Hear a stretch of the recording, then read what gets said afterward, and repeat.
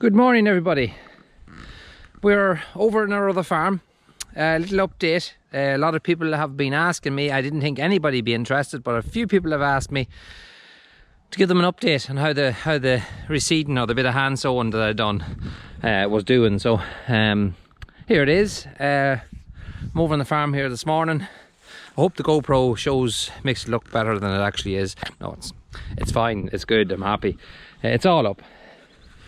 Now a bit closer you can see. So it is all up. Roots and things, plenty of roots, plenty of stones to be gathered. But it was far too wet to even walk on it and over the past 2 weeks. But I will get in now, a couple of dry mornings, and I'll get in now and I'll gather the stones and just throw them into the hedge and the roots and things. But I'm very happy. It's done exactly what I wanted it to do. There's no place missed. So my father will even be happy. Yeah, so you can see, yeah, there is plenty of roots, but that's to be expected. When you have trees like the way they are there now, you're going to have that. I'm not worried about them little roots there. It cause no problem whatsoever, because I will roll this, and any of the small roots that stand up, the topper, will whiz them off. They'll probably break away anyway. They're not going to cause any problem whatsoever. The bigger roots will all be lifted now in the next couple of days. But yeah, it all grew fierce well. We haven't got any fencing done yet. Again, it was far too wet. Just couldn't go in on top of it. There's no point in driving on top of what we've sowed. We let it get ticking up over the winter time, get a good sod underneath it, and then we'll fence that all in the springtime when the ground dries up again. But I'm happy. It's you know, it cleans that whole area up. It did hang over the field quite a bit. There was actually a couple of fox holes out here which actually were very dangerous.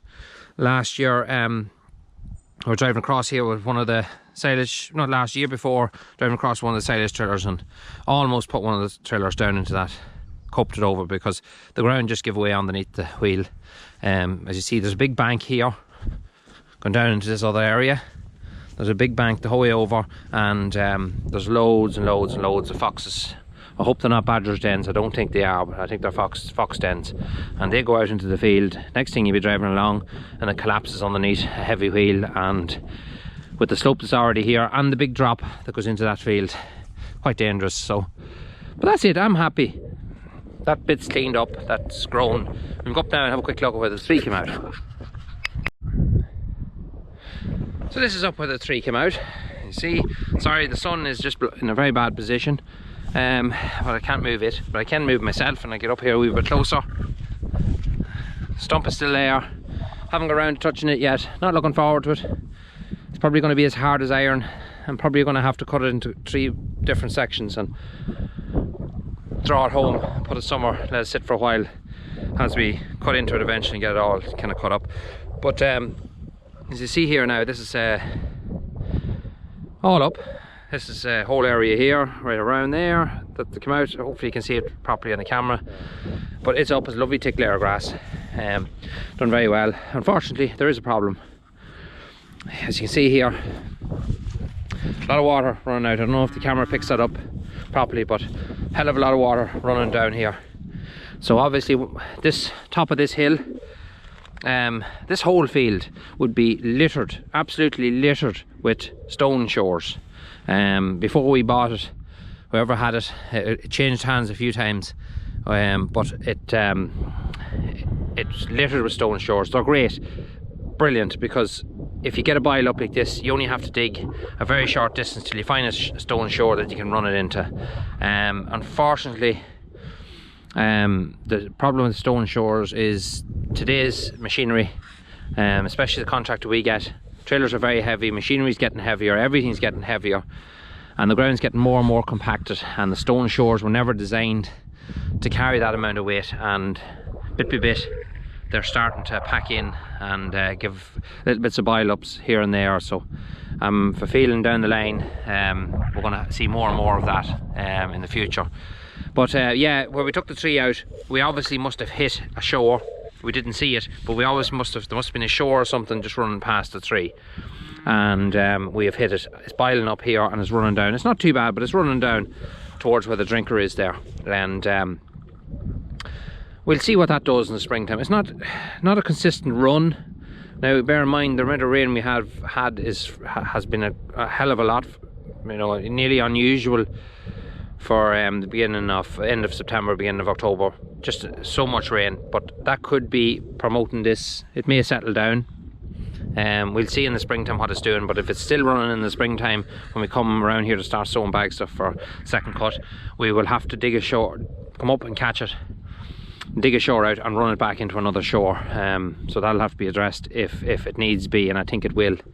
By looking at it there, I'm nearly 100% sure it will need to be addressed. So it's not a big issue. As you see there, like it came up well anyway. Very happy with it. Drinker's in a nice spot. Cleans this whole part of the field up. Missed the tree, kids miss it at Tara.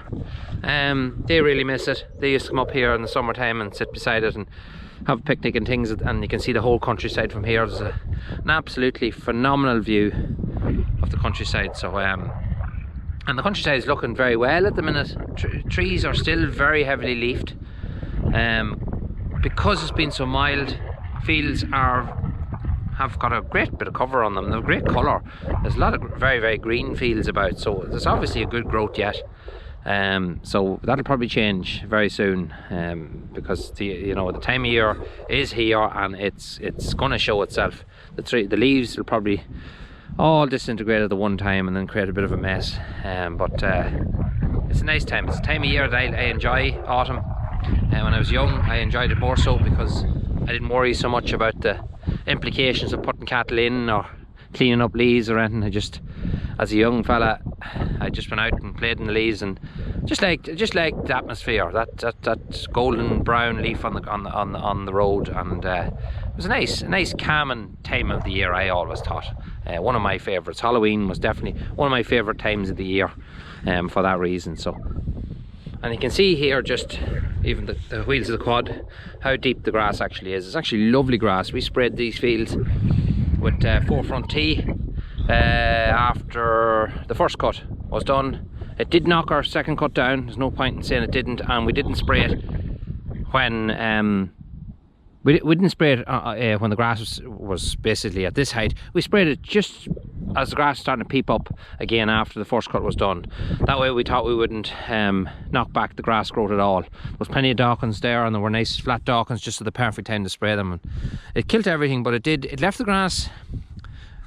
It stunned the grass, that the grass grew. The grass was much softer. It didn't have the strength to stand straight up. It kind of grew. It kind of always stayed laying down.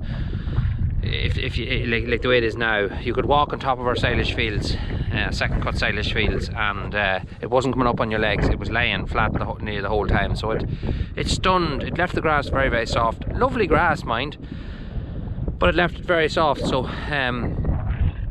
on the bottle it said it was safe to use on silage ground, and we followed all the rules and regulations of it, but that's the way it worked for us. I wouldn't be doing it again on ground that I'm going to cut for silage. You're better off probably doing it after your second cut is done, and trying to hit it every year. Now we've hit this field 3 times in the past 3 years. We've hit it, and we have the weeds pretty much under control. It was really bad with Dawkins beforehand, and not a Dawkin to be seen now, nor a weed kind. It's pure grass. There is a bit of this old chickweed that seems to be a problem the year everywhere. It's there, and it was pretty bad on the first cut. It was pretty bad now, and it was smothering the grass in the first cut. And I thought the forefront would have wiped it out completely, but it's there. It'll be et down now with the calves. It's important to get that stuff all et out. But there's loads of grass, loads and loads and loads of grass here. And lo and behold, just had to throw this into this video as well. The slats are all on. Everything's done. So you see there, the last day the manhole was here. It's now moved to the end where it should have been. Gap left here. Not sure what the idea of that is, but I think what's going to happen is this slat here is going to be pushed forward. These precasts are going to be spaced out. Going to probably be 1.5 inches between each one of them, and that's going to fill that void over there, because at the minute they're pressed tight together. That doesn't need to be the case. Here we can gain another 3 inches there, so because the wall's going on top of that. So this bay here is going to obviously be an outdoor bay. We're only roofing it for 3 bay, and then the last bay we're leaving unroofed, but we'll have a wall around it. And the reason for that is when our granting things is passed, at the moment we can leave the door opened. We can have a few calves, a few of next year's calves, I should say, a few maybe of January, February calves. We can put them over here in the month of late March, early April, just before they go out to grass. We can put them over here to alleviate pressure at home, because calves, unfortunately, they take up the most space. And we can put them in there and they can lay up on the cubicles, on the mats, and they can come out and we can put the trot out here and they can eat here in the yard. And go back in again, leave the door in and out, so they have room to run back and forth. We should get 10, easily 10 in there, 10 to 15 even.